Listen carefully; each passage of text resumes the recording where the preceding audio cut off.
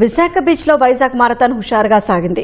32, 21, 10, 5 కిలోమీటర్ల విభాగాల్లో మారథాన్ నిర్వహించారు.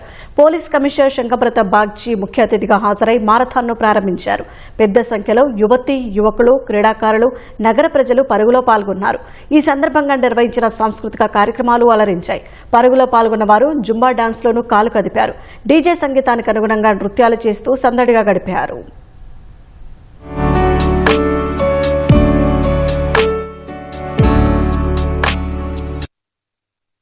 2025 సంవత్సరం మన వైజాగ్ మ్యారథాన్ 4వ ఎడిషన్ చూస్తే 8,000 కంటే ఎక్కువ మంది పాల్గొంటున్నారండి. మన దేశంలో ప్రతి స్టేట్ నుండి చాలామంది పార్టిసిపెంట్స్ వచ్చారండి. 5 kilometre, 10 kilometre, 32 kilometre, half marathon 4 events. అపూర్వమైన స్పందన, ఎంతూసియాజం, జోష్ చూస్తే మనం ఆశ్చర్యపోతాం. ఇదే స్ఫూర్తి ప్రతి సంవత్సరం మనకు కనబడాలి.